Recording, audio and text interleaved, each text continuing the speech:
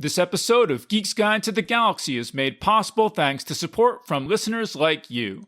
So if you enjoy the show and want it to continue, please support us on Patreon over at patreon.com/geeks or via PayPal over at geeksguideshow.com/crowdfunding. And I want to give a special thank you to Tan Six Fingers, who just signed up this week to support us on Patreon. So big thanks again to everyone who's contributed. We really appreciate it.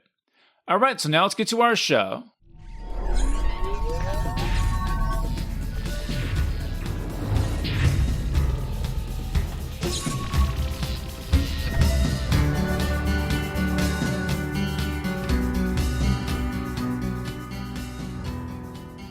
Hi, I'm David Barr Kirtley, author of the book Save Me Please and Other Stories, and welcome to episode 601 of Geek's Guide to the Galaxy.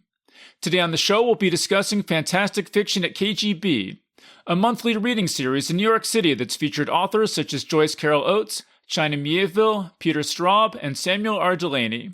And I'm joined today by my good friend Matthew Kressel, who served as co-host of Fantastic Fiction since 2008. He's the author of the novels King of Shards, Queen of Static, and Space Trucker Jess, the short story collection Histories Within Us, and the nonfiction book Dispatches from the Outer Deep, a guide to writing, editing, submitting, and publishing short and long fiction. He also hosts the Nerd Count podcast along with Mercurio de Rivera. And now here's our interview with Matthew Kressel. All right, so we're here with Matthew Kressel. Welcome to the show. Thanks for having me, Dave. Okay, so for people who have never been to Fantastic Fiction at KGB, and who have maybe never been to a book event at all, could you just describe what the experience of going to KGB will be like for a first-time visitor? It will be like going to Disneyland for the first time. That's a big question, and I think to set everything up, you have to kind of understand the location of the KGB bar and the reading series itself to really understand it. So the bar is located on the second floor of a 3-story walk-up building, what they call in New York City pre-war, which means pre-World War I. So the building, I don't know how old it is, but it's obviously over 100 years old. And it's in the East Village of New York on 85 East 4th Street. And the village was traditionally, or is still, very heavily Ukrainian influenced. And a lot of Ukrainian immigrants settled there. And so the bar, you have these like big kind of brownstone steps leading up to the entrance of the bar. And I've only just recently learned this, actually, that the reason why so many old buildings in New York City and other urban environments were so high off the street was so that the residents could get away from the smell of the horse manure in the street, because like the horses would just drop their, obviously, just go wherever, and it smelled, so that they didn't want the windows right by that, so they would be up. But anyway, you go up these big steps, and then you have to go up another series of steps, very narrow, built before they had things like fire codes and safety codes and ADA compliance. And you go to the second floor, and then you come around this little corner, and you walk into this room that is essentially a dive bar. And I say this in the most loving way because I love dive bars. And what I mean by this is it's not fancy. There's no like shining zinc bar and, brand new lamps and tables. It's basically the walls are colored like a deep blood red. The ceiling is an old tin ceiling that's the layers of paint are flaking off, and the most obvious aspect or decoration in the bar is the Soviet era paraphernalia, essentially just actual items from Soviet Russia. They had like things from the Russian Olympics. They had the first astronaut to orbit the Earth, the first woman astronaut. They had pictures on the wall. They had Stalin statues. And so, so everything's red, kind of, there's like the red Soviet flag with the hammer and sickle. It's all kind of stuff in that vein. In that vein. And the bar is sort of your typical bar, except there's kind of this it's mahogany, but there's also like these stained glass cabinets that are very classic and beautiful. And it's a pretty small space. I don't remember what the maximum occupancy is, but it's like maybe 40. There's a bunch of small tables strewn about, maybe 15 or so, 12 or so. And then up at the front near the windows and the windows are very tall, by the way. And there's heavy drapes, colored the same color, I believe, as the walls that block the tall windows. And that's where we have the guests sit. They sit at the table up front, and there's a little podium there. And so the way the series is structured is that we typically have two readers, and we try to pair them where we have one better known author and one sort of up and coming author or lesser known. And we do that so that the people who come for the more popular author may get a taste of the, lesser known author and learn about them and admire their work. And so we have each one reads for about 20 minutes. So we do a little intro, then the first person reads, then we have a break, and then we come back and the second person reads. It's usually extremely well attended, especially lately, to the point that often it's standing room only. And then after the reading, we will take the authors out to a local restaurant. And that's a chance for another chance for fans and friends to come out to dinner with us, to get to talk to the author more. And that's it in a nutshell. There's a lot of like little cool, fun things that we can get into. Yeah, no, that's great. And I'll just mention, so some of the authors, some of the more prominent authors who have appeared, I've got Joyce Carol Oates, China Mieville, Nancy Kress, Peter Straub, Joe Hill, Samuel R. Delaney, and Kelly Link. So you're talking people like that. And like Matt's saying, the bar fits about 40 people, and usually, not all those people will go out to dinner afterwards. So you're talking... We couldn't do that. We actually used to go to this restaurant on St. Mark's called Chinese restaurant called Grand Szechuan.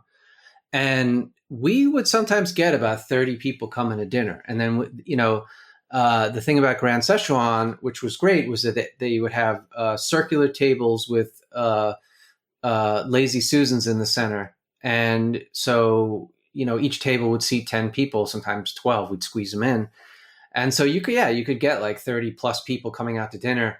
Now the place we go to, I'm not going to mention it on the podcast because it gets really crowded. We have on average 12 to 15 people, but sometimes it can be as high as 20, and they only really reserved one table for us. So the table seats about 12, it's 15 if everybody's touching elbows. So sometimes we have to split up. But yeah, we've had some really great readers over the years. Yes, I'll say, my experience with KGB mostly runs from around the year 2000 to 2014 for reasons that I'll get into later. But what I was going to say is that, so you're talking about still a fairly intimate group. And so if you have some author like that, there's a pretty good chance you'll get to have at least a short conversation with them. It's like everyone's all kind of, in the same group together and chatting with each other. I like to call it a salon, like a little mini salon, because I feel like it, my first experience going to like writing conventions was I felt that there was kind of like a little bit of a stratospheric effect where it's like, okay, here's the professionals and here's the fans. And, you can introduce yourself and say hi, but after that, it's like you're separate. You're not part of the same group.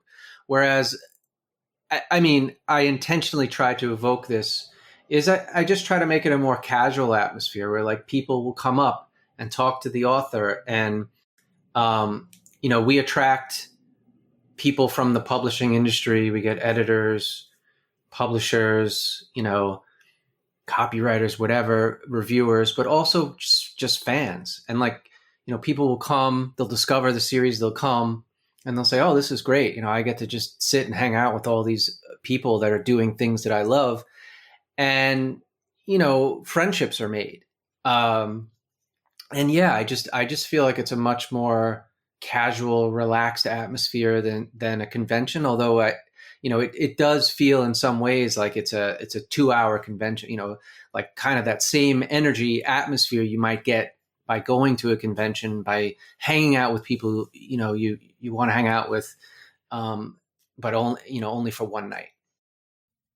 Yeah. And so, I mean, the reason, or one of the reasons we're talking about this on Geek's Guide to the Galaxy is that most of the people that you know from Geek's Guide to the Galaxy, we're all friends and we all know each other, mostly from KGB. KGB was kind of the, like the nexus that we all sort of formed around. And I'll have more to say about that in a bit. But also, like you were saying, KGB has sort of been the nexus for everybody who works in science fiction publishing or is involved with science fiction publishing in New York City. Everybody kind of passes through there and rubs shoulders there and gets to know each other there. And so I'll say, like, one of the first times I went to KGB, I was just talking to the guy next to me who I'd never met before. And he's like, "Oh, hey, I'm John." I'm like, "I'm David, And I just mentioned in the course of the conversation that my favorite book series is The Chronicles of Amber by Roger Zelazny. And he's like, "Oh yeah, I edited some of those books, Right. And that's the sort of thing that would happen at KGB. You just never know who you're going to talk to, and just these these very major figures in the world of science fiction would just be sitting next to you at the bar." Yeah, no, absolutely. I mean, and the interesting thing too is before this podcast, you were asking me about some photo albums of past KGBs and. So I went back and looked at some photos that I hadn't seen in 15 whatever more years, and I was like, oh man, I like you said, I met so many people through the bar.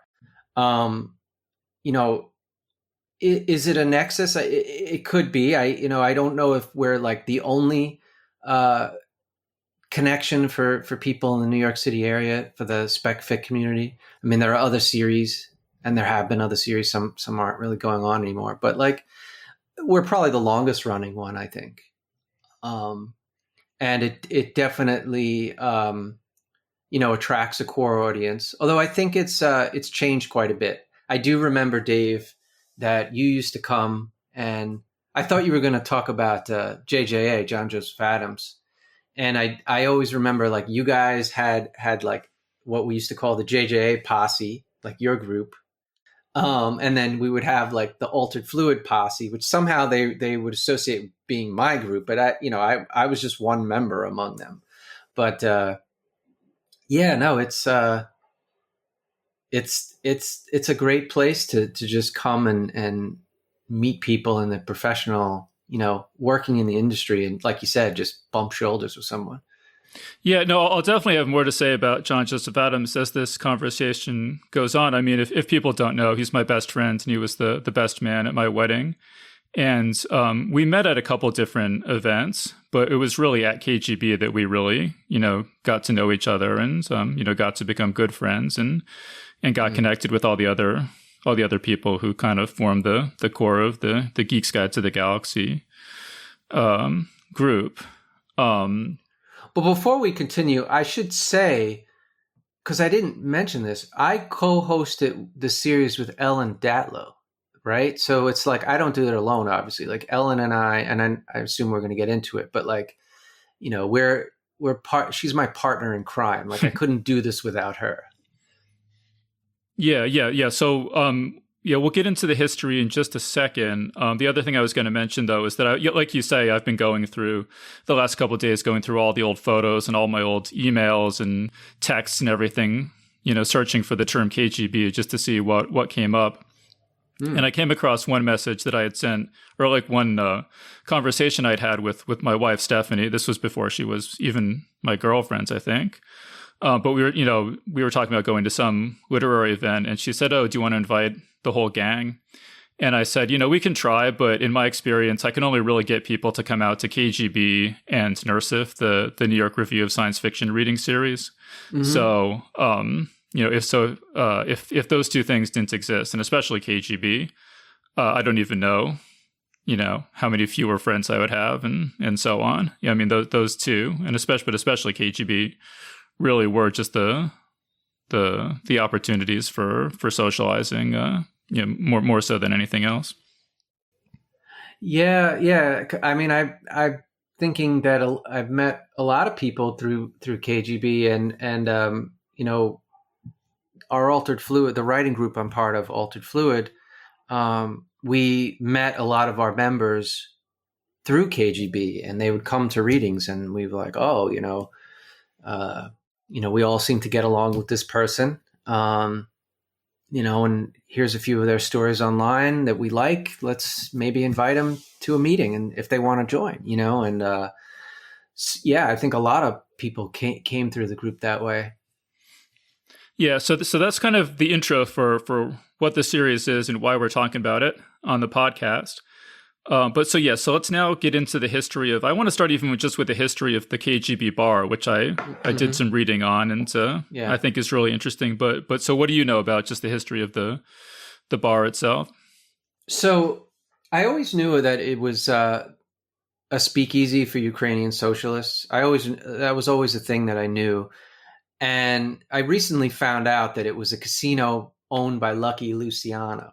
And it's like, if you go online, it's on Wikipedia now, but I promise you this wasn't there like 10 years ago. Maybe it was, and maybe I just forgot it. Go on Wayback Machine or something and be like, man, it was always there. But Lucky Luciano used to have a casino there. It's a big time New York gangster, if anyone. New York gangster, right? So it's like, it has a storied history, and then I know that it was kind of a speakeasy and a kitchen for Ukrainian socialists, and then during the McCarthy period, that they were very closeted about their socialism. So, there was quote unquote kitchen, but that's where they would do their, have their meetings and whatnot. And then, well, let me just say, go ahead. One thing I found out about Lucky Luciano is, the building used to be called the Palm Casino. This is during Prohibition. So obviously it's like secret, it's not a public place that anyone can just walk into. And, cause they're serving alcohol illegally. Mm-hmm. And I think like a couple years ago, or within the last 10 years or so, they actually found a tunnel, like a secret tunnel that had been constructed between. What? Where? Between the KGB bar and the building next door that had been used by, bootleggers to bring alcohol into the casino surreptitiously. Oh, that's amazing. That's amazing. I didn't know that. Yeah. I'm going to bring that up in the next reading. Yeah, so, I mean, there's a YouTube video. There's a couple I watched on the history of the KGB bar. But I think it's the first one that comes up if you just type KGB bar, maybe KGB bar history, where they talk about that. So you're saying it's the first Google search there that I somehow missed, the first result? I don't know, Matt. I don't know about my research skills anymore. But yeah, so it was called the Palm Casino, and it was a brothel and a casino and a speakeasy and everything. A brothel? Oh my God. I didn't realize it was that like salacious. Yeah. And now we're doing mere reading. We need to up our game a little bit. So that was like in the 1920s. And then after Prohibition ended from around 1948 to 1988, it was a private social club, as you said, for a group called the Ukrainian Labor Home, or like the venue was known as the Ukrainian Labor Home. And like you said, during McCarthyism, it was not safe to discuss radical left-wing ideas and subversive, ideas. Yeah. And so this was kind of like a safe place where people who had communist sympathies and who had been blacklisted and everything could come and discuss their ideas. Yeah. Is there anything else you wanted to say about that? Because I'm going to get on to Dennis Wojcik in just a second. No, go ahead. Yeah, so Dennis Wojcik, his father was a member of this Ukrainian labor home. And so Dennis kind of grew up, around this group of people and, frequenting the Ukrainian labor home. And so he later became a lawyer for the criminally insane. And he wrote a book called, in 1996, he published a memoir called Attorney for the Damned, a lawyer's life with the criminally insane. And one of these clients later attacked him. And at that point, he decided maybe he didn't want to be a lawyer for the criminally insane anymore and decided to start his own bar. And he remembered this building where he had kind of grown up around and bought it and started. I think the first thing is he started a theater called the Crane Gallery.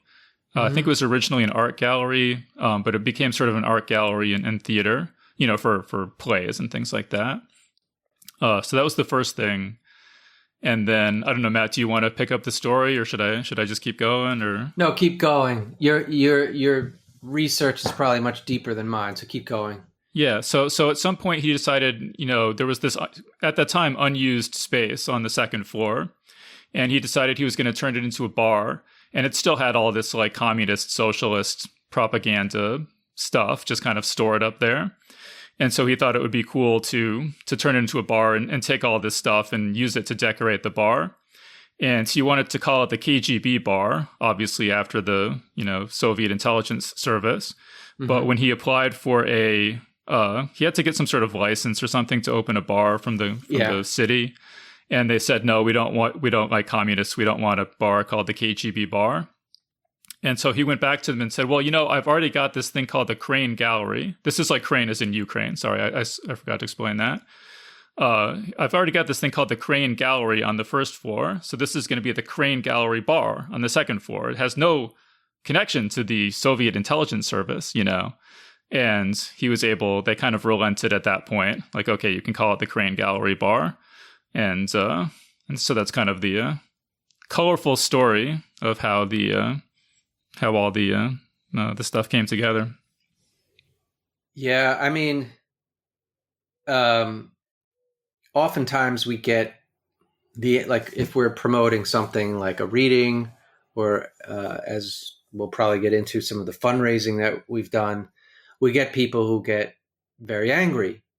Oh, how dare you hold your reading series in a bar named after, a brutal, cruel organization. And I empathize with that. KGB was an awful regime. The Soviets was like they were just cruel and just terrible. And Dennis, the owner, I think my take, I don't know Dennis that well. I don't know his political affiliations, but to me, it just seems more like pastiche almost. Do you know what year that they opened as a bar? 1993. Yeah, so it was after the wall came down. So it was like, oh, look at this past stuff. It's historical, and it's not something like that we're actively promoting. And then, after Russia invaded Ukraine in 2022, he started hanging Ukrainian flags up because, that neighborhood is very, very Ukrainian. There's some of the best Ukrainian food in the world in that neighborhood. And, my wife is Ukrainian, and, she was baptized in the church down there. And I went to a funeral in the church down there, and there's the Ukrainian museum. And, so it's an awkward thing, it's like you go in there and there's all the Soviet era stuff. And I feel it when people get upset, I feel it. I'm like, yeah, it was a terrible regime. I don't think that when we go there, it's like we're celebrating that in any way, but Well, yeah, I've never met Dennis. I know nothing about his politics whatsoever. I will say, if you weren't around in 1993, the wall had come down, and it really seemed like we were moving into this new era of history where things were just going to be better, and sort of all the post-World War II conflicts were sort of going to be transcended. And I think that in that atmosphere, all the Soviet era propaganda stuff just had this sort of kitsch appeal, this sort of harmless kitsch feel to it. Yeah, when I was in high school, people would have hammer and sickle stickers on their notebook or something. It was nobody was a real communist. They were just I'm rebellious, I don't know if that was his intention. I can't speak for him, but Yeah. Yeah, I mean, but regardless, he turns this bar into like the number Mm-hmm. one literary venue in New York City. So, Right. you Right. know, and this has been endorsed by like the New York Magazine and the Village Voice. Like, this is like the place to go for author events in New York City. Yeah, so it should be said that we're not the Fantastic Fiction at KGB series. For shorthand, we call it KGB, but the series full name is Fantastic Fiction at KGB. It's one night of the month. There are other reading series that take place at the bar, and including poetry, and there used to be a theater downstairs, like you said, even in recent times. And then upstairs they have what is kind of modeled like a sort of Art Deco, like quote unquote speakeasy, although it's open to the public, bar that they have musical acts and other acts upstairs. So there's always like something going on there. So usually, Yeah, it's like it's like a lounge kind of like atmosphere. yes, yeah, exactly. So there's always stuff going on there. So ours is not the only series, but the bouncer who works our night, Lincoln, awesome dude, by the way. He's like, you guys really pack him in. He's like, I don't remember how many nights a week he works, but he's like, you are the most crowded of any night that I work.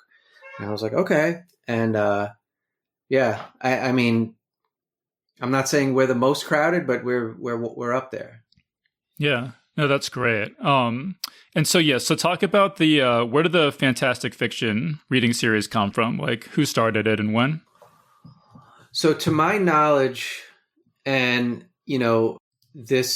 every time I tell this story, I have someone who says, "Oh, but you didn't consider this." My knowledge was that it was Terry Bisson and Alice Turner started it. So Terry Bisson, who died recently, was a fantastic writer, mostly I believe of short fiction, and Alice K. Turner, who was the editor of Playboy magazine, The fiction editor. And if it needs to be said, like Playboy was known for being the best paid magazine for fiction, paid like multiple tens of dollars per word or something. I don't remember the exact number, but it was a huge amount. So they would get people like Stephen King and Peter Straub, as you said, like in the pages. And so Alice edited them. Like she edited like everyone. And so they... Well, let me say too, if people don't know, I mean, Playboy magazine supported science fiction writers a lot. I mean, Ray Bradbury's Fahrenheit 451 was originally serialized in Playboy. I did not know that. Wow. Yeah, they published, I just have a little list here, Ursula Le Guin, Arthur C. Clarke, Charles Beaumont. So they even, in 1966, they published a book called The Playboy Book of Science Fiction and Fantasy. Mm-hmm. So, yes, it was really a great market for science fiction.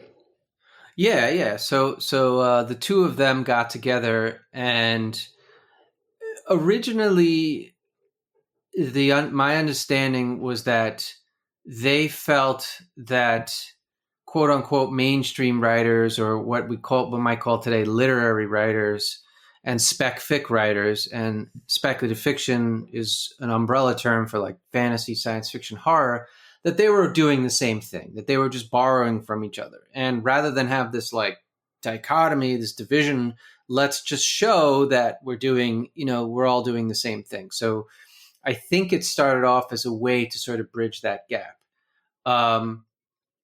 That's my understanding. Yeah, that's my understanding as well.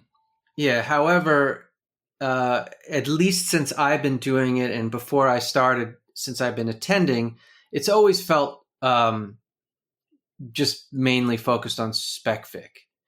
But we've had authors who, like you said, like Joyce Carol Oates, or like Stuart Onan, or even Chip Delaney in some sense, Samuel Delaney, like authors that have quote on maybe have made their way into more of a mainstream audience, and that's I think you've had a whole podcast on that, right? Where, this whole false dichotomy between like spec fic and mimetic fiction or mainstream fiction or literary, whatever you want to call it. It's all just, my opinion, bullshit categorization. It's just marketing. But, we focus mainly on spec fic authors today. Ellen Datlow does science fiction and fantasy, but she's mainly a horror editor. So through her connections, we do get a lot of horror authors, but we've had, straight up science fiction folks, William Gibson, but, I don't know. It seems to me that it's always been sort of spec fic oriented. Yeah, I mean, that works for me. I like spec fic, but yeah, I mean, that is my understanding is that at least part of their original mission was to kind of, bridge that divide or whatever. Mm-hmm. I'm curious though, Matt, did you ever know Terry Bisson, or had he already moved to California by the time you started going to KGB? So it's like one of those weird kind of synchronicities.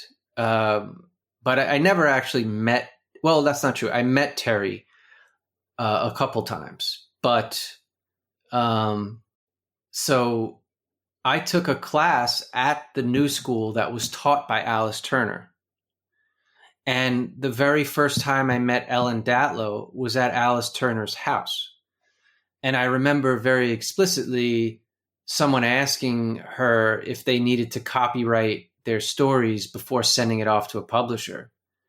And Ellen was like, no, no one ever does that. I never do that. It's, why were you at Alice Turner? Was it a party or a class? Yeah. So she had a party for after the end of class.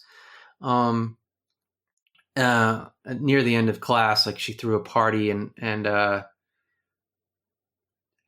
T.E.D. Klein showed up. Ellen Datlow was there. I'm not sure if Sheila Williams was there. There may have been other editors, but Ellen was the one I remember. And I just have a vivid memory of her like sitting on the couch explaining this to people. And it's just kind of weird because Alice introduced me to the people who are in my current writers group, Altered Fluid. And then I ended up taking over the KGB series a few years later. But Alice Turner was essentially subbing for Terry. So Terry Bisson used to teach a class at the New School. I believe it was called Writing Science Fiction and Fantasy. And several people in the Altered Fluid group that I'm in now took Terry's class, and that's how they met, and they decided to keep going. So Alice said, Devin Poor, a friend of mine, also a writer, said, Alice said to the members of Altered Fluid, there's two people in the class I think, might have a little something there. You should probably, think about inviting them to join. And then we did. So it was just it was this weird thing where it's like Terry left for California. I think he moved to California. Alice took over his class. And then Alice introduced me to Altered Fluid. And then a few years later, I ended up, co-hosting the series that Alice and Terry started. So you're saying you never met Terry in person? No, I did meet him. I think I may have met him twice, but the one time I explicitly remember meeting him was the San Diego World Fantasy. And I want to say that was 2010. And we were sitting in the bar, and then David Rivera, who was very close with Terry. In fact, Terry Bisson wrote Mercurio de Rivera's introduction to his collection. He introduced me to Terry, and Terry was he wasn't super friendly with me, and it could have just been my interpretation of it. Like, he was really close with Dave, so maybe they just had a rapport. And also, I had taken over his series, and I think he said something. He's like, "Oh, so you're my namesake now, or you're my, you've stepped into my shoes," or something like that. Made a joke. Or it could have just been that I was kind of shy around him. I don't know, but he didn't he just kind of nodded at me, and I don't know. He may not have been too impressed, but whatever. But I remember he was like, talking about riding a motorcycle, and then he was rolling his own cigarettes, and these fat cigarettes, and he was not a young man. And I'm thinking to myself, gee, should he really be smoking these, unfiltered hand rolled cigarettes at his age? But I didn't say that. Well, But it's funny you say that because I met him once when he was still hosting KGB, and I wish that I remembered. So there was somebody I met, and I cannot for the life of me remember how I met this person. And I don't think I ever. I maybe saw him once or twice after that. Maybe never after this. I don't remember. But I met some person who said I was just out of college. I was a young aspiring science fiction writer, and he said, "Oh, you got to come into New York and go to KGB. It's like the best thing for science fiction writers." And I had also mentioned that that the Chronicles of Amber by Roger Zelazny was my favorite series, and that I had heard that there was a comic book adaptation of it that had been adapted by Terry Bisson that I'd always wanted to check out, but I had never been able to find. And so this guy was like, "All right, well, I'll tell you what, come into New York. There's like the best comic book store you've ever seen. I'm sure they'll have it there. They have everything. And then we'll go to KGB afterwards, and you can actually meet Terry Bisson." And I had read Bears Discover Fire, I think. Yeah. It had gotten a lot of attention around that time. And so that all sounded good to me. So we went to the comic book store, and we found the Amber comic, and I didn't like it at all. Just the art was very like comic booky compared to how I had always imagined the characters. And I was like, I don't want to buy this. It was very embarrassing, but we're like, oh, we can still go to KGB. And so I went to KGB, and this friend of mine introduced me to Ellen Datlow, and he introduced me to Terry Bisson. And like you say, I remember Terry Bisson being completely cordial to me, but my impression is that he had this like craggy face, and he talked like his voice was sort of soft and raspy, and he sounded like someone who just had smoked way too many cigarettes in his life. Yeah.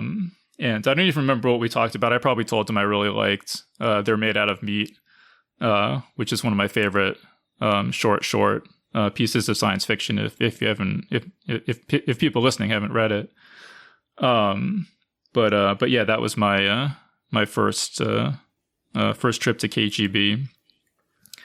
Yeah, but I mean, like Alice, she taught the class at the new school. She was fantastic. I don't know if she was the greatest teacher necessarily, but like as a person and as like kind of a mentor and as a just friend, I loved Alice. She was awesome. Mm-hmm. I guess I should say too about Terry Bisson, if you don't know, he was a fantastic short story writer. He also his collection Bears Discover Fire is the only fiction of his that I've read. But he also had a novel called Fire on the Mountain, which is an alternate history about a world where John Brown's raid on Harper's Ferry succeeds, and it leads to the creation of like a socialist nation in the American South. So that has always sounded very interesting to me.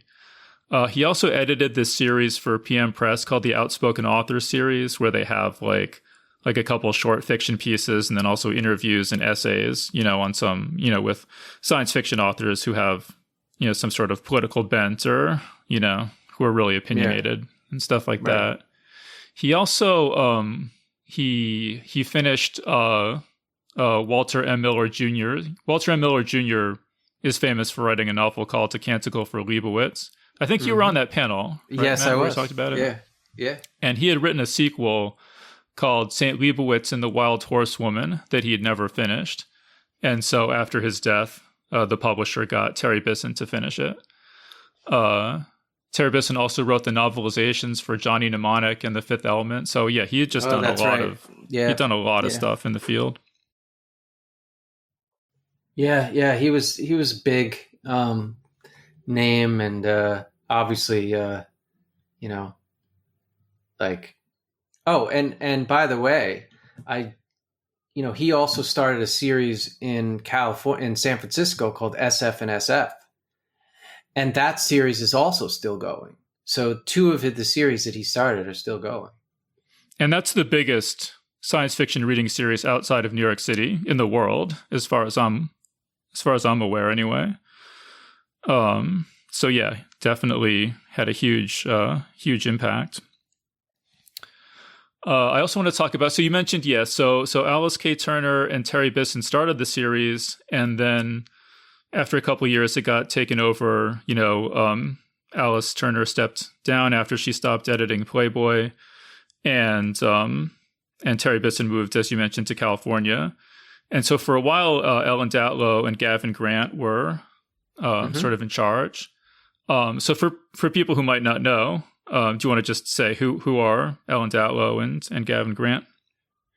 Well, if you don't know who Ellen Datlow is, you probably have not read any spec fic for the past, decade or so. Ellen Datlow is edited. So about 10 years ago, we were at a convention. I don't remember which one, may have been ReaderCon. And then they asked Ellen, how many anthologies have you edited? And she sat there and we counted. And she's like, I don't know, maybe 80, 90. And then she went home and counted. It was over 100. And this was 10 years ago. She averages, I think, about 2 to 3 a year. She's an extremely prolific editor. So she's edited 120 anthologies. I don't know, something like that. She used to edit for Sci Fiction, which was an online fiction market, one of the best paying. Before that, she edited fiction for Omni magazine, if you remember that one. So she's been doing this for a long time. Well, and let me just say about Omni, if people don't know, I mean, Omni was an incredibly popular sort of science adjacent magazine that published science fiction, and they had over 1 million subscribers at one point. And she was an early champion of William Gibson, and so she actually published his famous stories, Johnny Mnemonic and Burning Chrome, and he actually credits her with sort of her editorial feedback for making the stories a lot better than they would have been otherwise. Absolutely, and she's done way more than that, and I'm not doing her bio any justice, but like she's just done so much. And the one thing that I have to say about Ellen is, like, for a person who has done so much and accomplished so much, she's so like approachable. Like, she's just never, like, all the time I see people come up to her and they're like, oh, I've read one of your anthologies. I loved it. Ellen's like, oh, that's wonderful. That's great. Like, none of this, like, who are you? Low person. Like, I haven't seen it like so explicit as that, but it, sometimes, let's just say someone's ego can get before them. And I've never seen that with Ellen. She's always like very approachable, very kind. She's always been extremely kind to me and my wife. And I just want to say that. And she's just like, and she's published a number of my stories at this point, and another one's coming out soon. And she's always been like a pleasure to work with, but she's extremely professional at the same time, and also really, really hardworking. Then the other, let me say, I'll just add about Ellen. Yeah, like she's super friendly and approachable. And when I was a new writer, I had maybe a couple of publications. She would still let me come out to lunch with her and other editors, and she's like, "Hey, I want to go see this movie. You want to come see this movie with me?" and stuff like that. I mean, yes, like stuff like that.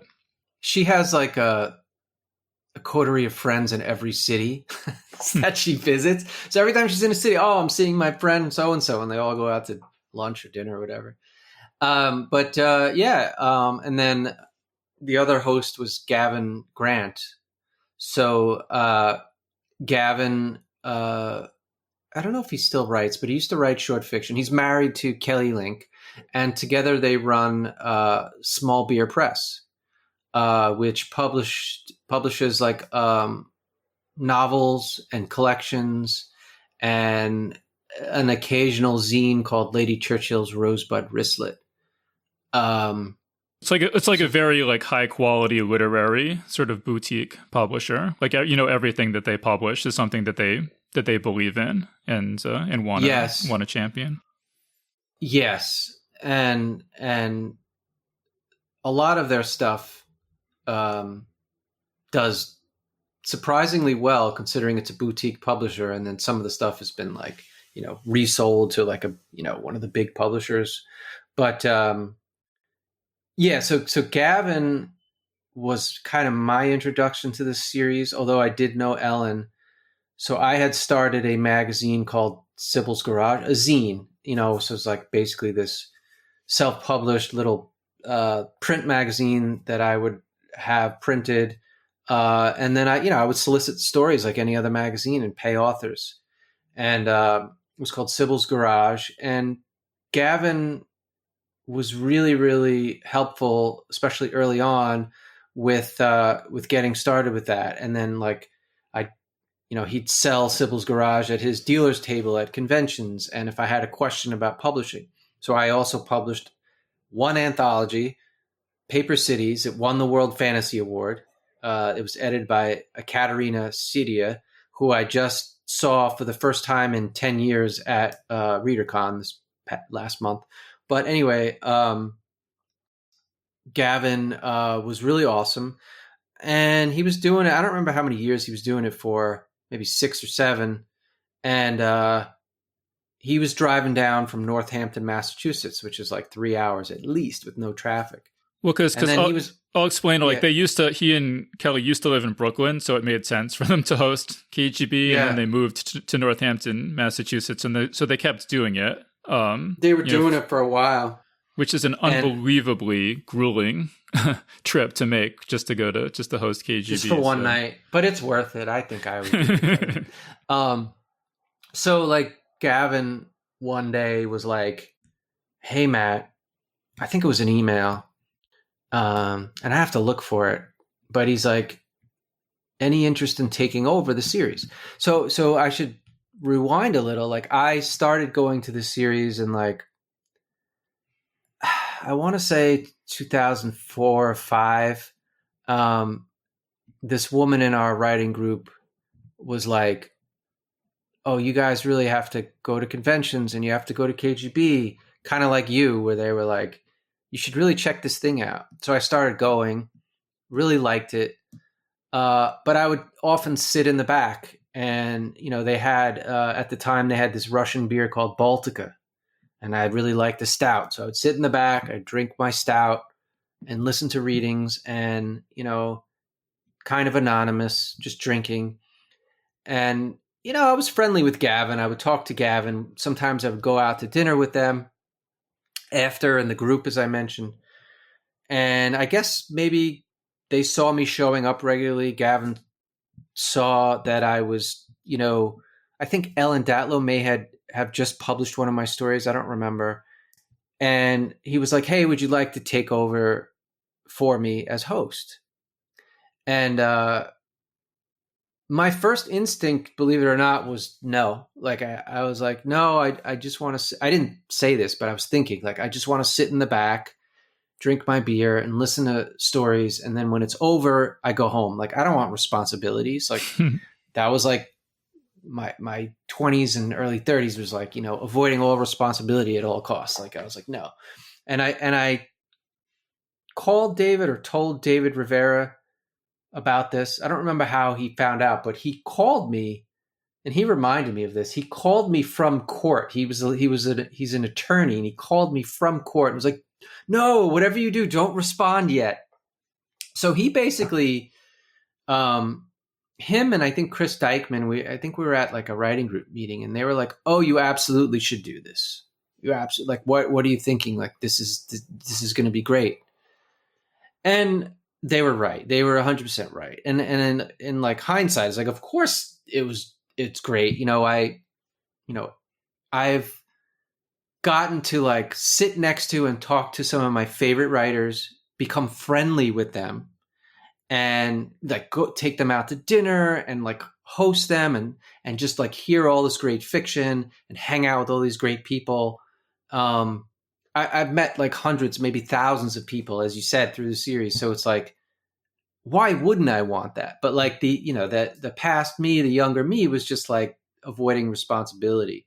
And I think the first couple times I did it, I was really nervous, and I don't think we had the recordings then. But there are pictures, and you see me kind of like looking like a deer in headlights, looking out at the crowd. My public speaking wasn't up to snuff. I may have like mumbled through, and sometimes early on, I would, before the reading, I would go psych myself up in the bathroom because I was like, I'd get nervous. And now it's really weird. It's like I don't have any fear at all. I don't know. It just went away, and I actually enjoy it. So I don't know. I guess you can get over stage fright. Maybe I don't know. Maybe if the crowd were 10 times larger, I might think differently. But um, no, it's been great. So I think I took over in 2008. So this is like my 17th year. Kind of crazy. Well, and I'll say, like we were saying about Ellen being so approachable, Gavin was always super approachable too. And I just can't, I think back and I just can't believe how much time he spent talking to me, like when I was absolutely nobody. And so I can see, like, and I think that that's what has made KGB such a success, is that the people who run it are so approachable and just involve everybody and, make everybody feel welcome. And so I can see why they would want you for that, because you are such a gentle, approachable, likable person who would be nice and welcoming to everyone who comes to the bar. Well, thank you for saying that. I mean, listen, I make a concerted effort to try to reach out to people who, especially if it's their first time there. I heard that that's what Terry did. People said to me, "Oh, Terry was really good about approaching people or coming up to people. It was their first time there and making them feel welcome, making them feel comfortable." And I absolutely have, make a conscious effort to do that because, I remember what it was like to be like an unknown, walking into this scary place, this dim bar, and seeing all these people that I'm like, oh my God, all these professional people, and I'm nobody and just like from day one, just feeling like, oh yeah, I'm comfortable here, I'm welcome here, this is great. And so I try to do that, as much as possible, and Ellen does too. Yeah. All right. So now let's talk about John Joseph Adams, because you mentioned, like that's how we know each other is mostly from KGB, or how, at least how we got to know each other well. And so I sort of put together a little timeline. And so on my timeline, I have the golden age, and this is subjective. This is, from my personal history standpoint. Okay. But so the golden age of KGB for me was 2000 to 2005, when I met and got to know John Joseph Adams, Rob Bland, Andrea Kael, Rajan Khanna, Chris Savasco, Doug Cohen, Elizabeth Glover, Amy Goldschlager, Carol Pinchevsky, and Mercurio Rivera. And I was just going to KGB all the time. I was going, I tried to make it to everyone. Some selection of those people were always there. And we would watch the readings, and then we would go out to dinner afterwards. And you mentioned, we would go to the Chinese place, Grand Szechuan. Mm-hmm. And the way I remember it anyway, you can tell me if this tracks with your memory, is that there was kind of like, we called it the adult table and the kids table. And so at the adult table, you had like, the editors and the guest writer and the people who were, kind of the older crowd who all kind of knew each other. And then at the kids table, you had a lot of the younger crowd who were all just sort of getting to know each other, or like new people and stuff like that. And I always sort of thought, like, it would probably be better for my writing career to be kind of hobnobbing with the editors and the big name authors and stuff like that. But I just had so much fun at the kids' table. Like my memories of that time is just, I remember laughing so hard, like everybody just laughing. We just had such a good time. And so, that's how I remember that. That's sort of golden age of KGB for me. Yeah, I mean, I think that kind of adult table, kids table thing happened because, the readers and the friends of the readers would all sit at one table, and then there oftentimes wasn't enough room for everyone to sit at that table, so they'd sit at the other table. And I think now we try to, as much as possible, like try to avoid that side of stratosphere fearing of it, Of course, it's, the amount of space is less now too, but Yeah, I mean, I mean, like I said, I mean, I just got to know all those people so well, and it was just so, so amazing to just. It was like in Cheers, you just want to go where everybody knows your name, like. So I mean, I had a good time at the kids' table. I have no complaints, and it's still really fun. Like, we go out now. We go to this place. It's actually very similar to Grand Szechuan, but it's also dim sum. So it's like, yeah, it's always a good time. Yeah, so that was the golden age of KGB for me. It was just it was just so great. And then for me, the silver age was 2006 to 2009. And this was different because I was in LA for a couple years in the middle there. So, and I still went to KGB a surprising amount for somebody who lived in Los Angeles. But, my parents were still in New York at that time. So I was, in the summers or like over the holidays, I would be back and I'd always go to KGB if I had the chance. And so I can remember people saying, people would come up to me and they're like, didn't you move? I thought you moved. And I'm like, yeah, I did. I'm just visiting, but yeah, I do. I look at the photos from that time now. And I'm like, man, I feel so sad. I missed so many KGBs because I just see all my friends there all having fun without me. So, So I wasn't as much of a regular in those years. And then we met some new people, like in 2008 after I got back from, I moved back from LA to New York. That's when we met like Matt London and Jordan Hammersley and Grady Hendrix, who had gone to Clarion with Matt. That's how I was introduced to him for the first time. And Desirina Boscovich, they kind of like became our new recruits for our group. Yeah, I mean, some of these names are like, wow, bringing me back. Yeah, I mean, I could go on about all the people we met there. I mean, for me,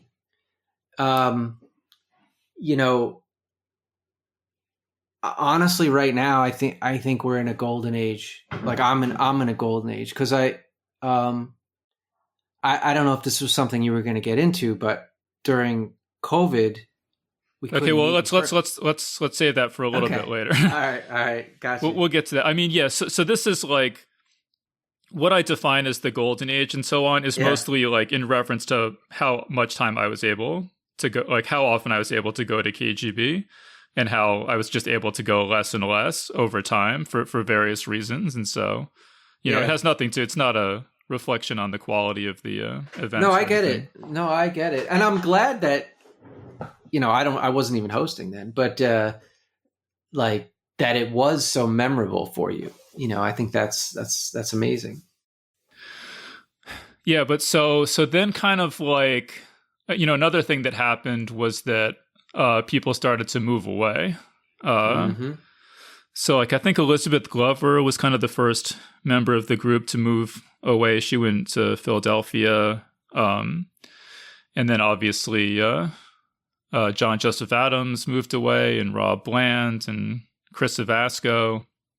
Andrea was busy for a while and she wasn't able to come that much. So, that was sort of, my group had started to fray a little bit there. And I was trying to recruit some new people because I'd been teaching at the Alpha Young Writers Workshop for a number of years by that point.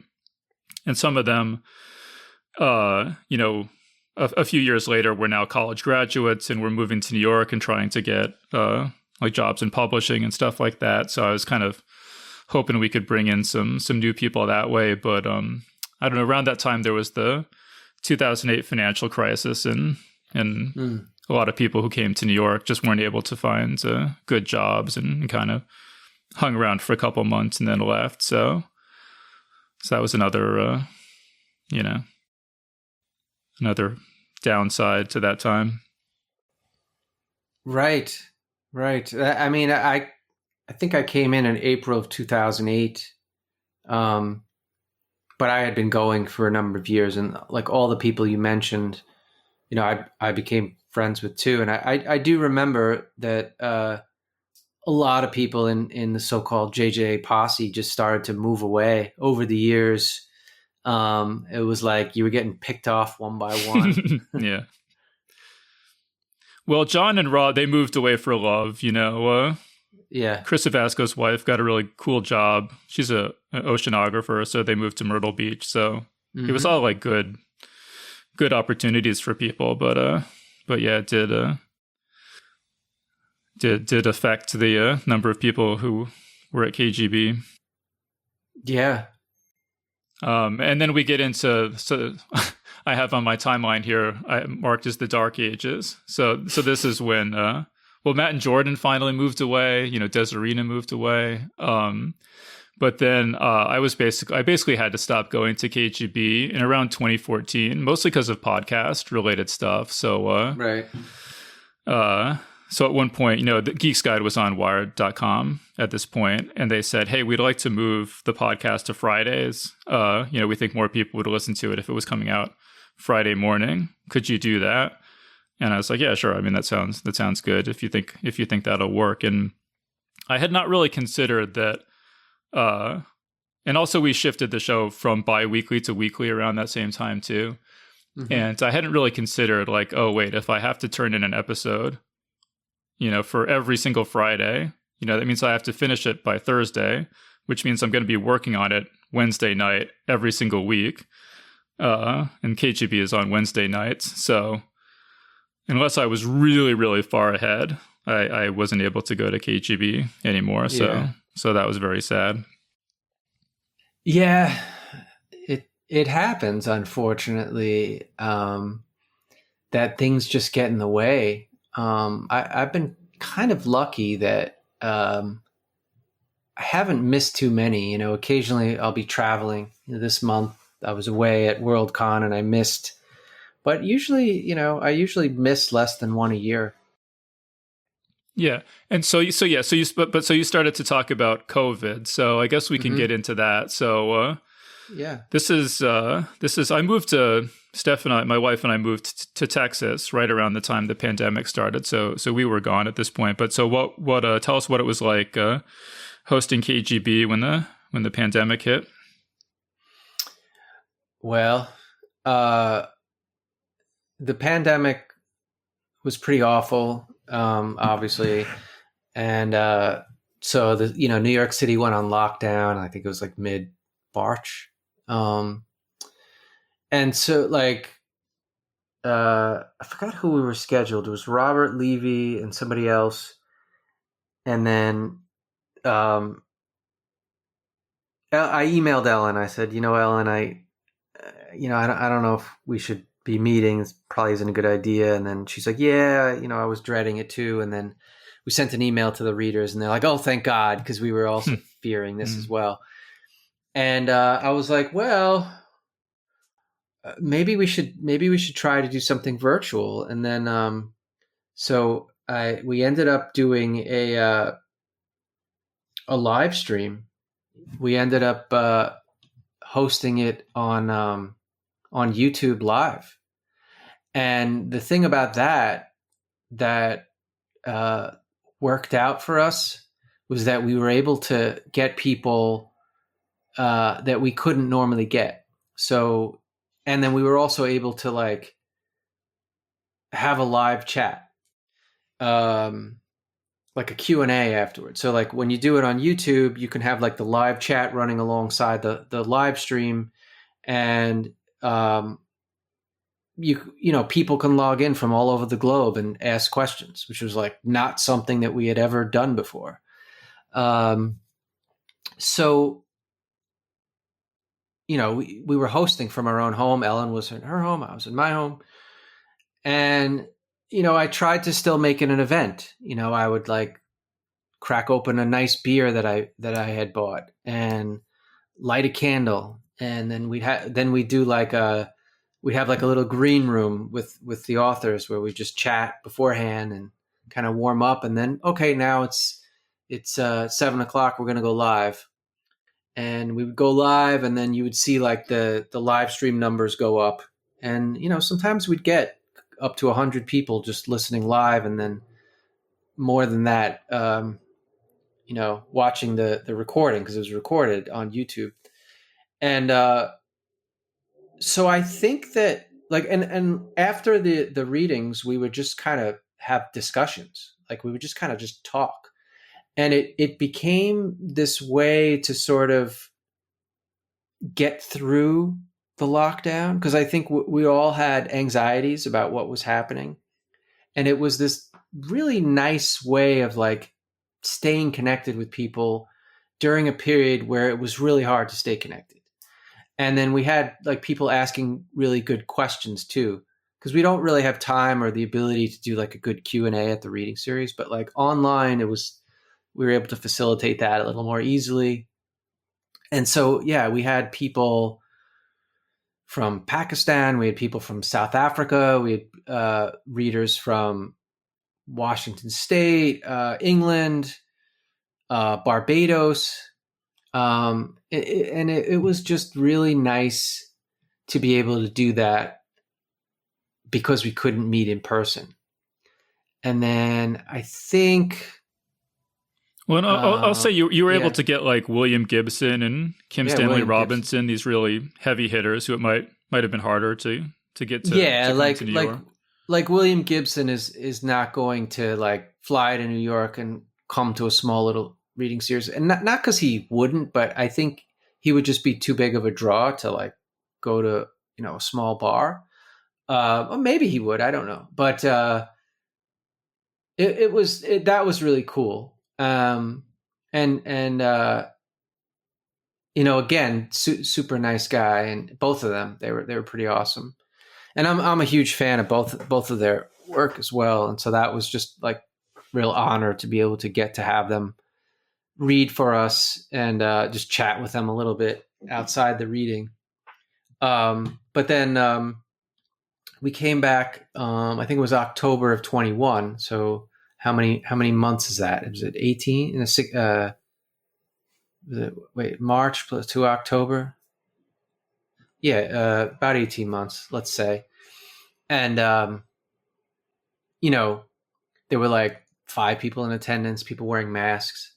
We used to have this great bartender, Dan Christian, who was, I believe he ran the bar for Dennis. You were mentioning Dennis Wojcik.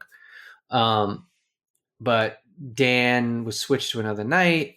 So, and then we came back. There was like no one there. People were still scared. A few people showed up. We did the reading, and then we went to the new bartender, Mary, like, hey, where's our free drinks? And she's like, what are you talking about? What free drink? Like it was just it was like a different vibe. And then we did that for a few months, and then it was just like, it didn't feel like home anymore. And then all of a sudden we get this bad news from Dennis. Dennis is like, yeah, I need to switch your weeks because, there's another thing that I need that night and your series is interfering with it. And, I can't give you free drinks because my other series or, my other readings are regularly pulling, or my open bar night, not open bar, but when they're just open as a bar, he was like, I'm making like way, $1,000 more than anything that you guys are doing. So I said to Ellen, they switched weeks. We used to be the third Wednesday of the month. They switched us to the second Wednesday. I said to Ellen, they're slowly walking us out the door. So I was like, so I registered a new domain name instead of Fantastic Fiction. Instead of KGB Fantastic Fiction, I registered fantasticfiction.nyc. And I'm like, we could rebrand. If we're not at the KGB bar, we can't call it Fantastic Fiction at KGB anymore. So we could call it Fantastic Fiction at NYC. So I was doing all these things and we're kind of panicking, looking for new places. But as this is going on, our attendance starts to trickle up. People keep hearing about it. And I think what really tipped us over the edge is Ellen suggested that we list ourselves on the Skint, which is like a New York City, like, what's going on this evening? Kind of like what the Village Voice or Time Out used to do. Here are things to do around the city. And then our attendance really started to pick up. And now, like I said, it's one of the most crowded series at the bar, and I may have said this before, but I never took the series for granted. I don't want to say that, but it became kind of rote for me. When you're hosting, so in 2020, I had been hosting for 12 years. And it became like rote. It was like a thing. Okay, you do this, and then you do the thing, and you go home, and that's that. And there were some nights where I'm like, you know what? I'm tired. I'm cranky. I don't know if I want to host a series tonight. I want to just put my feet up on the couch and watch a TV show and fall asleep. Like, I don't want to do this. But then COVID hit, and all of a sudden I missed it more than anything. Like you said, it was like, that was my golden era, like my golden age. That was like a place where I'm like, one of the places where I'm like happiest is being there around people that love the same things I love, and people that I care about. And so it was hard for those 18 months to not have that. So when we went back, like, I just made sure that I was like sat and like, I'm going to appreciate being here. Like, this is something that I really, really love, and I will never take it for granted. Like I said, I never took it for granted, but like, I have a much greater appreciation of it now than I ever have.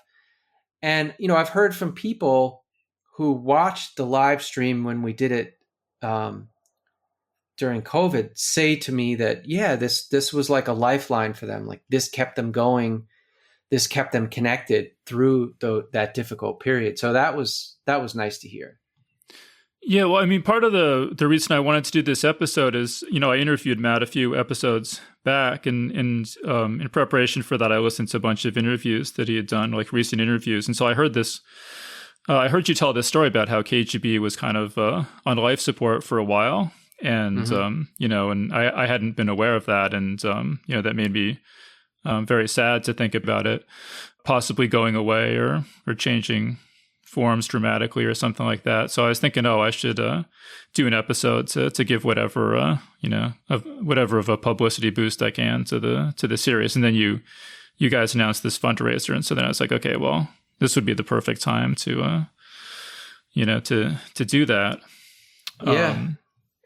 I guess since I brought it up, do you want to just say more about the fundraiser, just like how Sure. How do people contribute, or what have you been doing? So basically the series, like, it cost us some money to run. We pay a stipend to the guests. So like, when the guests read for us, they don't read, like, we want to give them something for their time. So we pay them a small stipend.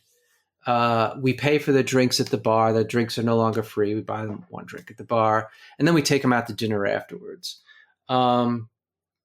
So it costs us about $3,500 a year. We used to do Kickstarters, and we've done a few of those, and then now we're doing a GoFundMe. And the reason we decided to switch to GoFundMe is like, there's no rewards. I can't say more without potentially getting our GoFundMe canceled, but we're not allowed to, with GoFundMe, you're not allowed to give out any kind of prizes. It's basically just a donation. So we did one a few years ago, and we raised, I think it was like about $7,000 or $8,000. And then we used all that money, and basically we're down to like the last $500-$600. So I said to Ellen, like, we really got to do another fundraising round. And the thing about the GoFundMe is that if you keep it open, it shows you the total from the beginning. So it looks like we've raised $15,000, but we've really only raised about $7,000, which is 2 years. So we'd really like to get it up to 4 years if we can, just for a little buffer zone, a little safety. So the easiest way to do it, the GoFundMe link is kind of long. So I don't know if it's going to work now on a. Well, if you just say Fantastic Fiction at KGB GoFundMe, I think it'll come right there. Up. You go. Yeah, or you can go to our site, kgbfantasticfiction.org, and it's the first post. It's a sticky post. It's right the first one there. You click on it, you can see the link, and we do give back to the community. We also have a podcast for about 8 or maybe more. I don't remember the first year we started the podcast, but we record the readings. And so if you can't be there, if you live in California or Pakistan or wherever, you can't attend in person, you can listen to the podcast. And we have, it's pretty much the whole thing minus, the schmoozing that goes on in between. And you can hear both readers, and you can also hear like the many interesting sounds of New York City going on in the background. So yeah, I mean, that's free, totally free. And we also have photos. So Ellen will take a bunch of photos. I'll take a bunch of photos, and we'll post those links to those albums on social media, so you can like check out the series, see what's going on. And it's GoFundMe, Fantastic Fiction at KGB, and any donation, no matter how small, is appreciated. Anything is welcome. So I was noticing, I looked at the top funder right now is our friend Grady Hendricks, who I mentioned earlier, with a $1,500 contribution. Yeah, I didn't know that was public, but yes, he gave us a big donation. We've also received a lot of donations from various people that we are extremely grateful for. I just think it says how much people value the series, that people are willing to support it, that much. This is obviously something people don't want to lose. No, and like you said, I think in many ways it is a nexus. I wouldn't say the nexus, but I will say it's a nexus of the specfic community in and around New York City. A lot of people have come through there, as you've mentioned, and I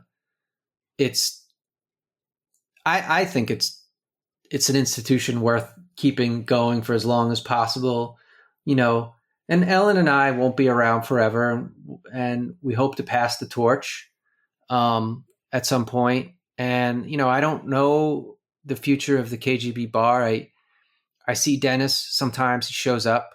In fact, he showed up, was it last month or 2 months ago? He showed up to a reading, and he's like, "Oh, I haven't been to a reading in 10 years." I said, "Really?" He said, "Yeah." He goes, "I got burned out on them." I don't know if he was exaggerating, but he's like, "I got burned out on them, and I stopped going." And then I was like, "Oh, well, I'm glad you chose our series to come back to." He's like, "Well, yeah." He's like, "You guys pack them in." So, I kind of asked him about it, and I think he said he's going to go as long as he can, So I hope that he has plans to pass the torch of the bar as well. It really is a great place. It has an atmosphere all its own. It's got this like gritty, lived-in history that I think can't really be replicated anywhere else. Well, you guys got to keep it going long enough for my daughter to be able to go and experience it. She's 1 year old, and all right, I'll do my best. I saw in the photos that you mentioned, Ellen's photos, I saw that Gordon Van Gelder at one point brought a baby to KGB. So I figure who's now going to college. The precedent is there. Who is now going to college? I remember when his daughter was born, and he's like, "Yeah, she's going to college next year." Kind of crazy. But let me talk more about Ellen's photos, because she's been doing this since 2005, taking photos of the crowd and posting them online. Mm-hmm. And it was always a little disconcerting because, it's this dark bar and she's using the brightest flash on earth. Right. And also she had a high def camera, like digital camera, before anyone else had a high definition digital camera. So you're always like, oh, what are these photos going to look like? There's sort of like a deer in the headlights sort of aspect to a lot of them. And it's like such high resolution if there's any like, any hair out of place or whatever, it's definitely getting picked up. But so it was always a bit of a nerve-wracking experience waiting to see how those pictures of you would come out. But I have to say, it's so valuable as a resource now when I'm going back. And I mean, she has 50, like literally, this is not exaggeration. She has 50,000 photos in her Flickr account. And they're not all KGB, but a lot of them are. Yeah. And just to be able to go back and look at, like I was there this day, who else was there, I remember this now, is just such an amazing... That's how I was able to figure out the day I met Rick Bose. Because I remember it was at KGB, and then I looked through the old photos and then I found it. Well, I was just, my wife, Stephanie, even before she was my girlfriend, we went to KGB together, and there was a photo of us there, so you can see us, before we even started dating. And actually, when I told my parents that I had a girlfriend, after we'd been dating for a little while, they're like, "Oh, what does she look like?" And so I showed them the picture from KGB. So KGB, really has played just this huge role in my life for many years. Well, Ellen and I will do our best to keep it going so that your daughter can attend and enjoy a reading. Yeah. So the photos I wanted to talk about, and then you mentioned that it's in New York City, and that and there's there's the lounge upstairs, and sometimes there'll be like lots of foot stomping noises. There'll be ambulance sirens. There'll be just all sorts of. It's really in the middle of the East Village. Lots of stuff's going on all around. During one of Peter Straub's readings, a group of cheerleaders decided to do a performance in the street in front of the building, and he just kept going like a professional. But anything can and does happen in New York City, I'll tell you. Mercurio Rivera said, I had to wait if I can find his thing. Did somebody, you had to like kick out a heckler from Livia Luella's reading? Yeah, so Livia Llewellyn is a great horror author, short stories. I think she's written a couple novellas too. And so she was reading. She had just begun reading. And I'm not sure exactly where he came from, but he was just sort of like, the best way I could describe him, he was sort of like a drunk frat boy. And he was sitting at the bar, and everyone was quiet listening to Livia, and the extremely inebriated part of his brain just decided to voice out loud his perplexity at the current situation. And he says, "What is this? What's happening?" And then someone immediately next to him goes, "It's a reading. Shut the fuck up, dude." And then, Livia is just like, "I'm just going to keep reading." And she just keeps reading. And the guy kept mumbling under his breath. And I think there was more curses and whatnot. And eventually he sort of found his way out, left. But it's that was interesting. Is that because I heard you say that you only ever had to kick out one person? Was that the person, or was there somebody else? No, I think we've kicked out more than one. I mean, he kicked out. There was a guy that came in with like a camera, and he's like, "Oh, I work for NPR. I work for NPR," and I'm like, "Oh, cool! Like we've made major news." And he was like filming, and then he filmed it, and then he's like, "Yeah," and then he kept coming each month, and then he's like, "I need that whole table. I got to set up." And then he gave me his card, and like I looked him up, and it turned out that he had just like done some freelance work for NPR like a while back, and that was like plastered across the site. But he was some kind of independent journalist.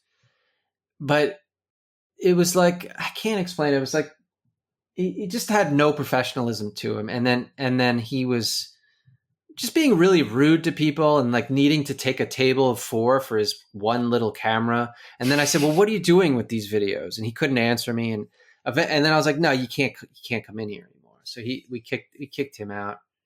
There may have been others. So you I get feel like people I that, may have been there because that sounds really familiar. Like yeah, I watched that happen.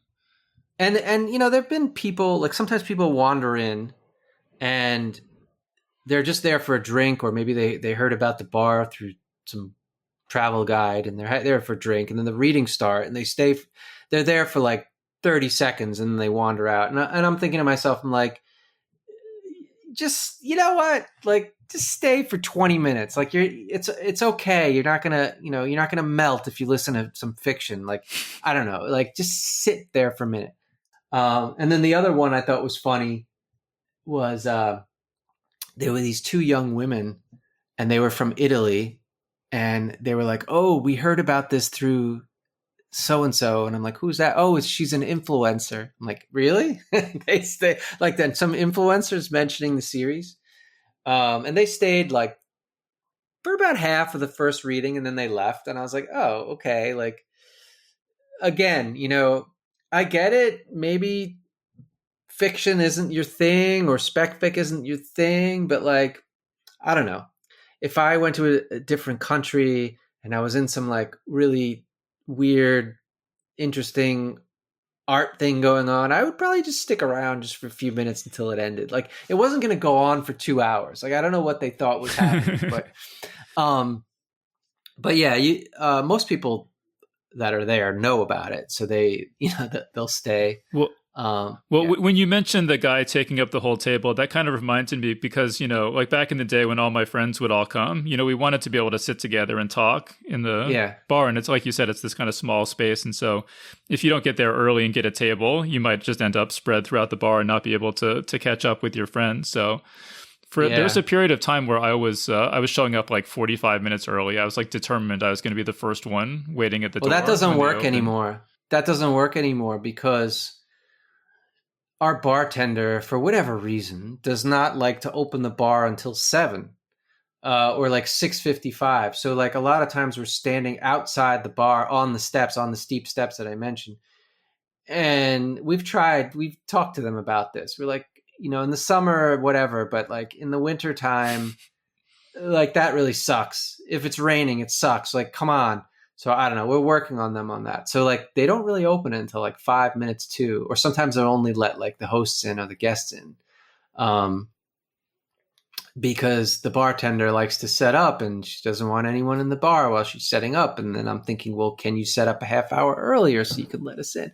I don't know. It is what it is. But so yeah. Well, back in the day, anyway, I would show up. I would wait outside the door, and then as soon as they opened it, I would run to the table in the corner, which was our favorite table, and make sure that I could save a spot for all my friends that I had invited. And I'll say too, I mean, if people don't know, like the whole time I was coming to KGB, I was living in Somers, New York, Somers, New York. If people want to look on a map how far that is from the East Village, I mean, it's not Northampton, Massachusetts, but it's a long way.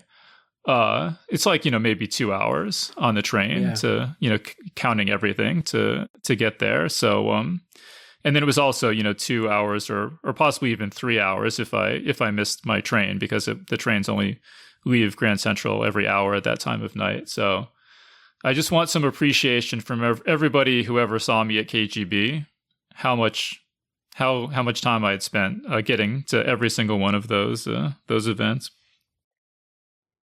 Yeah, I mean, I think some people come from pretty far. There was a few people that would occasionally come from Philadelphia. I mean, it's worth it though. I mean, I hope it is worth it for them. So Raj should still be coming, right? Doesn't he live in Philadelphia now? He should be making Raj the and trip. Kana lives in Philly, and I'm going to get on his case because I haven't seen him there in a while.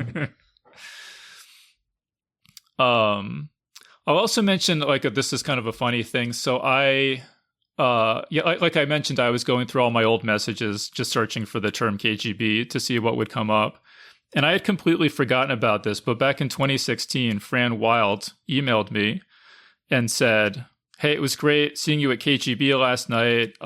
Looking forward to seeing you at DragonCon," something like that. And at this point, I had not been to KGB in years. So I was like, okay, well, she obviously didn't see me. But like, who did she see who might be confused with me? And I've met her just once or twice, so it's not like she knew my face very well or anything. And it's like, I can't think of anyone who's a regular at KGB who looks that much like me. I mean, Chris Savasco I could see, but he was already gone by that point.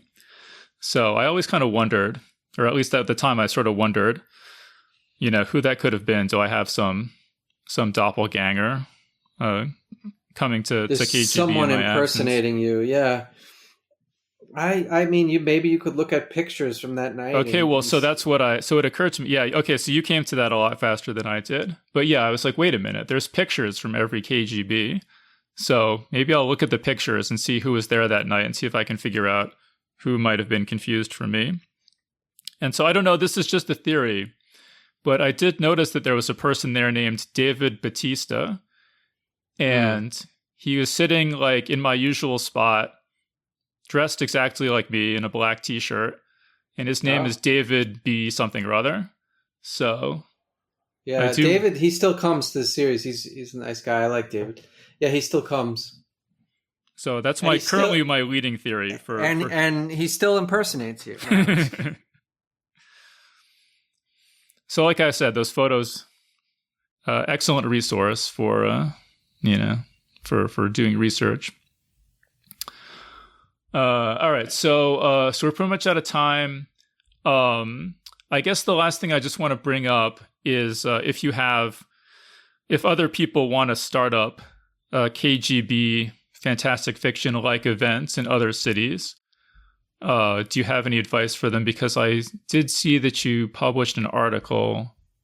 Yeah. Wait, where is it? It was on Tor.com now it's Reactor. I think it's under the Reactor domain. Yeah, I mean, as far as like advice, consistency, the boil it down, consistency and professionalism, like anything. I've been to reading series that started and flailed, and you got to keep focus. Like there was one reading series where the guy, I don't know, he had good readers, but maybe he just felt like reading fiction wasn't enough. So he would pair it with just weird stuff. So I read at his series with Rick Bowes, actually. And in between acts, he had this guy dressed in all silver, like David Bowie's Starman. And I think his skin was even painted silver. And then he just like serenaded us for like 20 minutes. It was just weird. And then they had Michael Swanwick and N.K. Jemisin reading together. And in between them, they had stunt doubles perform, like show their stunt reel and then perform stunts on the stage. And I was like, listen, I think this is great. I like stunts. I like watching stunt reels and I like watching performers. But what does this have to do with two science fiction authors and fantasy? Like it was just weird. And I think that he just felt like, fiction isn't enough and we need more. We have to draw people. And it kind of floundered. And it's just consistency and professionalism. You gotta treat your guests like you're hosting them at your house, because they are at your house. And, and just keep it consistent. And it takes time. I think like I said, after COVID, we were slow. Like we had nobody there, but then over time it built up because you establish this reputation. Oh, that place, yeah, it's still going. They got a good crowd. You should check it out. And then it just keeps growing and growing. What you just said, like the weirdest reading I ever saw, or weirdest like author event, is I went to see China Mieville at Union Square, Barnes and Noble. And they were doing this thing where they would pair an author with some other, like somebody who worked in some other medium or something. And so they had paired him with this, like, I don't know, like indie rock bands kind of people. And so this band played some songs, which I actually thought weren't bad. But then they're trying to do like a conversation about China Mieville's book. And China Mieville's like the smartest, most erudite, person talking about his own work that you could possibly imagine. And then they would turn to these rock guys and say, so what do you think about that? Do you have anything you want to add? And I don't think they even were familiar with who he was at all. And it was just the most, incoherent gibberish you've ever heard. So that always sticks in my mind is, like the danger of combining an author event with something completely unrelated. I mean, you have to be confident in what you're doing. You have to believe that what you're doing is worth seeing, is worth experiencing on its own without anything else. I think that's, important, and to feel that you need to fluff it up with other things because the fiction itself isn't important enough, then why are you doing it? Right. So I think that's key. It's funny, actually. That reminds me when I, in my old message thread that I went through, when we were trying to, my wife Steph and I were trying to figure out who my KGB doppelganger might have been. And she just jokingly suggested like, oh, maybe it was China Mieville.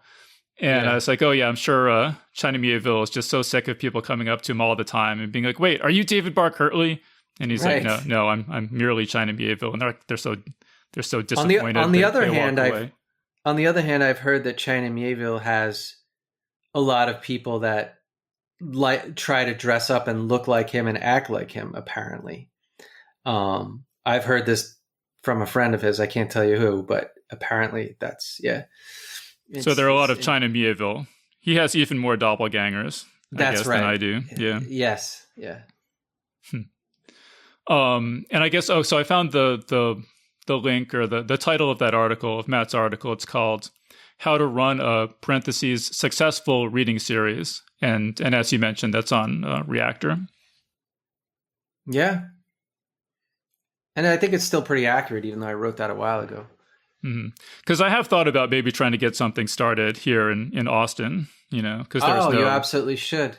There's no science fiction, at least that I know of. If anyone knows of one, let me know. But to the best of my knowledge, there's nothing like KGB in Austin. So, and like we were saying, like it's really hard to replicate KGB just because it is there in the heart of New York, in the heart of the publishing world and the literary world. Well, we could talk. I have ideas. We could talk, and I could help you out with that. That would be fun. That'd be cool.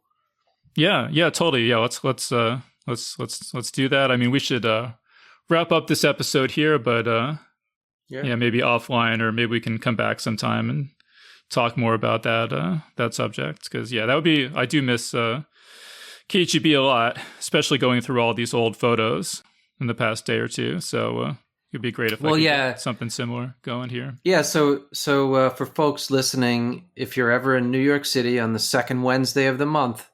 We haven't missed other than COVID, we haven't missed a night since we started. So second Wednesday of every month at the 85 East 4th Street KGB bar in New York City, 7 p.m. All right, cool. Yeah, everyone, I give it my strongest possible recommendation. If you want to, especially if you're a fan of Geek's Guide to the Galaxy and you want to meet some of the Geek's Guide crew, or just see, how we all met and sort of the origin story of Geek's Guide to the Galaxy. Yeah, definitely go check out Fantastic Fiction at KGB. So let's we'll wrap things up there. And so again, we've been speaking with Matthew Kressel. So Matt, thanks so much for joining us. Thank you so much, Dave. And that was our interview. So big thanks again to Matthew Kressel for joining us on the show.